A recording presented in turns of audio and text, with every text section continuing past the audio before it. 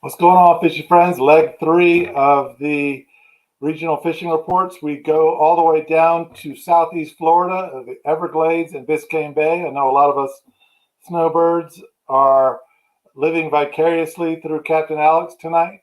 But before we do that, question of the evening, just like we've done on the other two shows, we'll get $25 off a pair of Hook Optic sunglasses. These are the last call, which are made for people with really big heads like me. These are an amazing pair of sunglasses. You really need to try them on and look through the lenses to get an idea.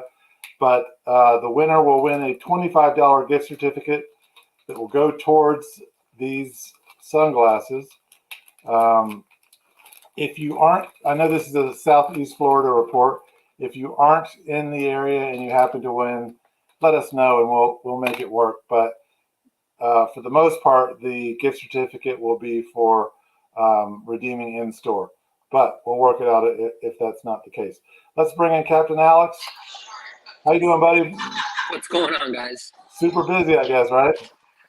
This is the time. This is the peak couple months. Next couple March, April, into May. It's all day, every day, a couple days a week. Well, let's do the 2-minute bite really quick. What's the fish that's biting the most? What's the gear that you're using, and what's the technique? Everglades are going off. There's a lot of redfish on the one tide. I'm using medium heavy 3000s, 12-pound braid.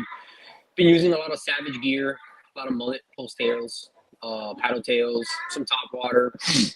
That seems to be working. The bone fishing has been absolutely phenomenal. The last couple days, I mean, just about everywhere I've stuck my nose, from Oceanside to Bayside to Biscayne Bay, tons of them. And that probably going medium to medium heavy, 12-pound braid as well too. Long leaders, 15 to about 12-pound leaders. Long shack J hooks. You can use skimmer jigs, 1/8 ounce, kind of light. Depends. It's blowing today. It was blowing like 15 out there today, but we saw a whole lot of bonefish today, and we were pretty successful. We lost a few, but the permit are starting to show up as well too. There's been a lot of snooks still around. I've seen them from Isla Morada to Biscayne Bay to the Everglades. That's still a prominent species as well too. So just about every species you can think of is around at the moment, to be honest with you. There's really not one particular species to really laser in and focus on. I think it's just a real big gamut. It's just happening in upper South Florida. I mean, from like Isla Morada to like Key Largo and like Biscayne Bay seems to be hot right now in the Everglades, which kind of encompasses that area too. So if you were to because you said basically all the fish are going off right now. If you were but generally you think of like one rig for a snook or another rig for a redfish. If you wanted to go out with one rig that was going to be kind of like a one rig fits all, what would that be right now? What would you be tying on? What would your rod and reel look like? Probably be using a 3000, 15 to 12-pound braid, 20 pound to 30, probably go 30-pound leader fluorocarbon. And I'd probably be throwing that Savage Gear post tail. It's a heat-seeking missile. That's basically all I'm fishing in the Everglades right now. What was it called? A Savage Gear what? It's called Savage Gear, the company, and it's their pulse tail in the 4-inch range. So about yay big, yeah. And it's a pulse tail. It's a swim bait. It's basically a power bait. You're power fishing with it. You're just seeking it, just tossing it out a country mile and just bringing it in, and you're just covering a lot of water with it. And I've watched trout, snook, and redfish practically do cartwheels on that thing, and they hit it with a vengeance. So that seems to be the go-to bait if I'm fishing the Everglades right now. I've used it in the backcountry. I've used it in the outside as well too. And funny enough, I ran into someone at Bass Pro because I had literally ran out, and no one seems to have them because I'm practically buying them all out off the shelves from every store there is. He saw me out there with a client a couple days ago, and he was kind of picking my brains. He's like, "Man, everybody came back to the ramp. No one caught anything. It was like a slow day." And I was like, "I don't know what you're talking about." I was like, "We caught over a dozen reds, a handful of snook. I lost count of trout." And he's like, "I don't believe you." And I was like, and I started showing him pictures, and I was like, I was watching. Even my client was asking. He's like, "Man, I don't see anybody around us catching anything." This was was it President's Day that we just had? There was quite a few people out there on that whole entire week. Seems like everybody took just not a long weekend. They just took a long week, and we didn't see anybody catching anything. It was just a few handful of people out there, and they were just going crazy trying to figure something out, and they weren't. And we were just one after the other. I've used this combination now a few times now. This late fall into spring now, because we're basically in spring, and it's been the go-to. I won't switch off of it or fish something else because it's that good. To be Is there a particular color that is more effective? I've thrown silver, I've thrown gold, whatever I can get my hand on. I've thrown black and purple, whatever I can get my hands on. It doesn't matter what color. The water's stained. You can't see the bottom. Well, you could see the bottom, but you really can't. There's a lot of mullet and sitting in less than a foot of water. So they're sitting between a foot. I'm fishing between a foot and 8 inches of water, and there's a ton of mullet in there. So they're staining all that water up. And you can barely see it. Every once in a while, you'll see a little bit of grass kind of poke out from all that mudding that the mullet are doing. But it makes noise, and that paddle, it's a different. It's different from the paddle tail. This is a lot more of a pulse and more of a hard beat when this bait swims. So I'm not going to change. I don't make the rules, so it seems to be working, and I'm not changing anything right now. So that seems to be the go-to ticket. I got basically a box of it sitting inside my kayak because it's that bad. So, why do you think the pulse? It's a pulse bait. Is that what you call it? Yeah, it's a pulse tail. It's not like a traditional paddle tail. Okay. It's a bigger tail to it, and it swims a little slower. So you could actually slow this bait down and still cover a good amount of ground, and it won't hit the bottom. So it'll swim real methodically and slow. And I think that hard beat, instead of a paddle tail that you got to kind of swim it fast for it to start vibrating. You can swim this bait fast. You can swim it slow. As a matter of fact, the slower you swim it, I think the better it is. To be honest with you, I think I'm hearing like a bone collector kayak fishing sponsor. That's it would be nice. Maybe I should share this video with them. It would save me some change because they're kind of pricey, but they're worth it. I spend the $8.99 on them because. Is that for one swim bait?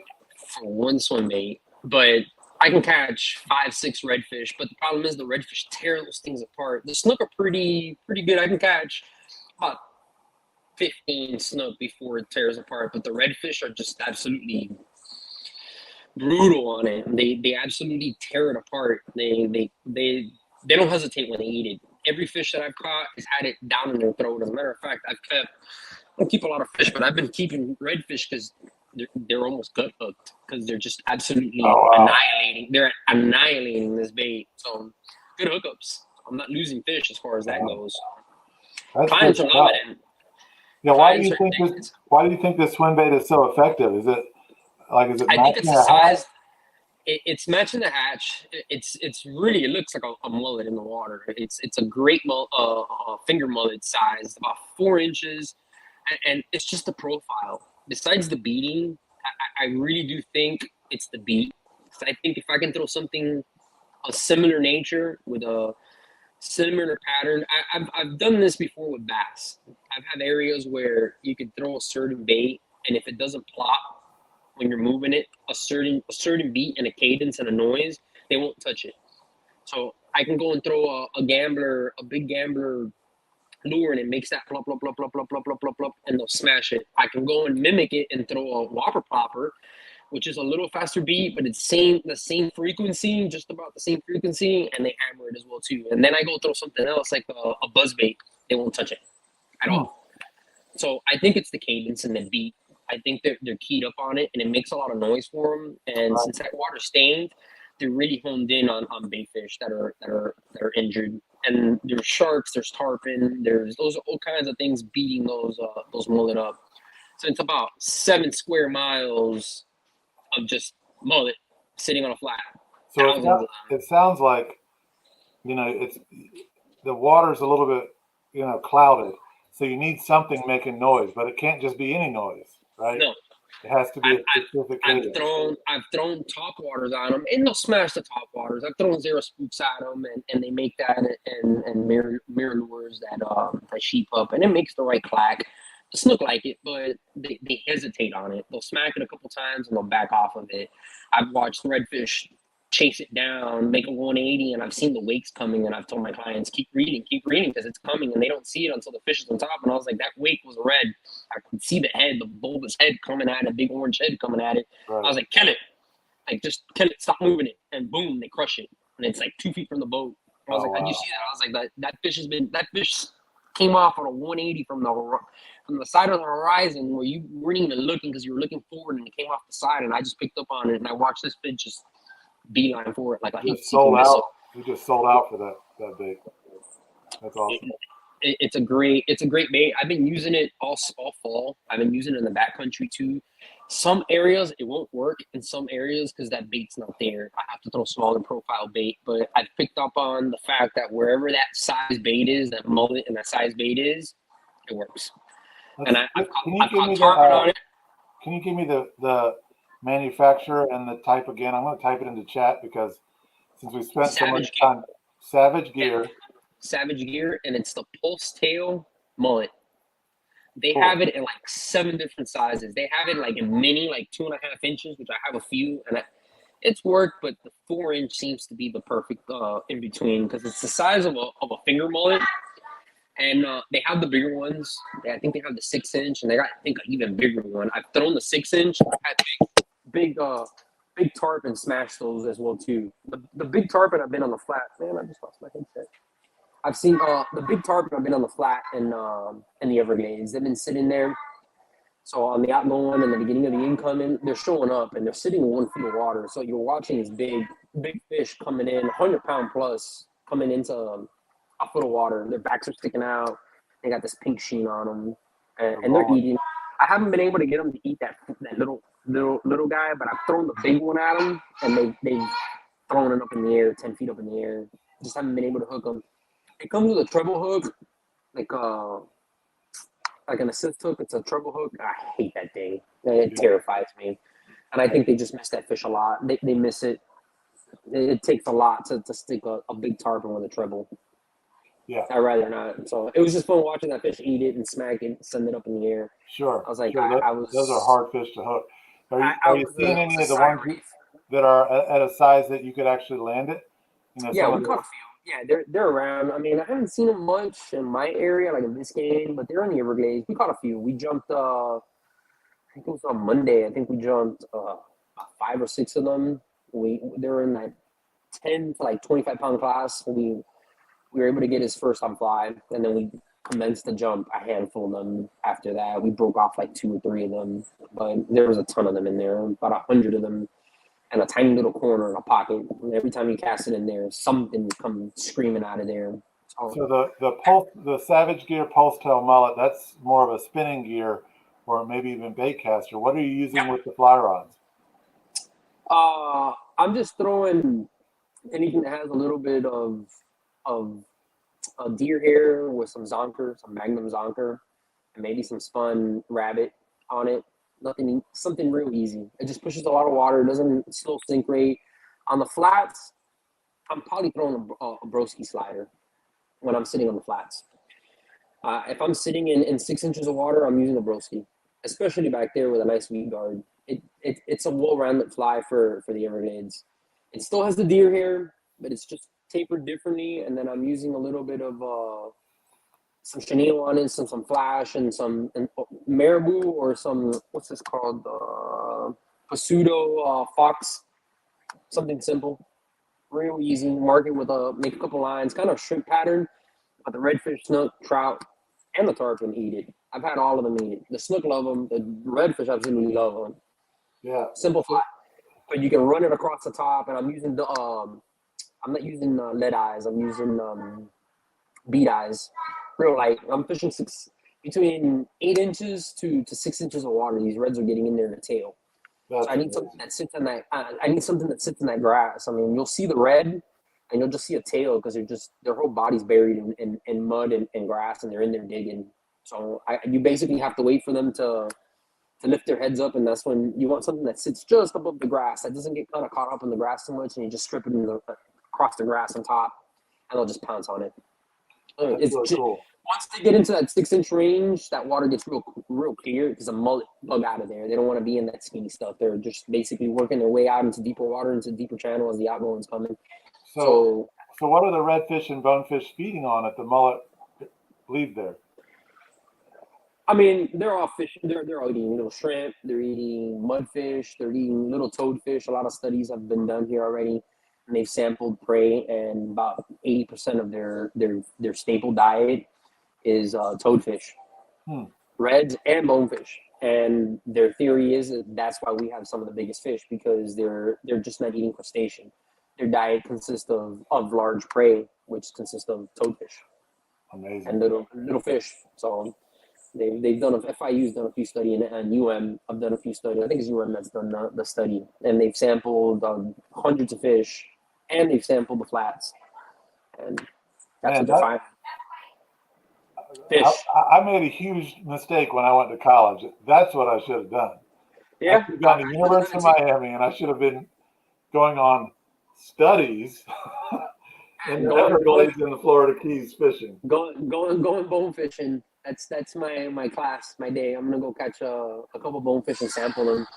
I see them out there a lot. They FIU sends me messages, especially in the backcountry. They've caught me back there in like weird places, and especially during like fronts and stuff like that. Since they know I'm out there a lot, they ask me questions as far as like, how's the tarpon? Did I see anything dead, or what am I seeing? So they can kind of have a mental note on where to look and what to do. So. Well, we have people watching tonight, but nobody asked any questions. But my guess is it's because you are such a wealth of knowledge. You answered everyone's question.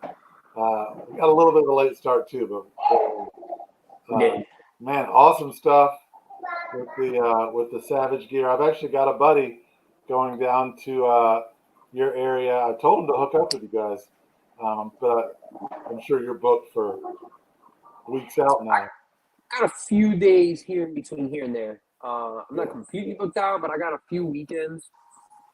I got like a hair something in my face.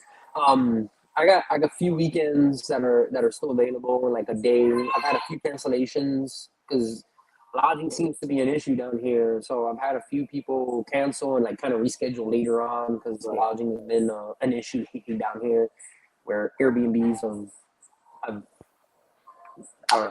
they've canceled on them, or something's happened and they've had to look for accommodations and they just can't find it because everything's booked. Yeah. So they're basically having to cancel an entire vacation, and then they feel bad and they're like, "Can you leave the deposit and just find another day?" And that's basically what's happening. So I have a few days here and there. So they can find lodging. Yeah, homestead. They still have lodging. I have a client that just booked their lodging not too long ago, and there's availability. So nice.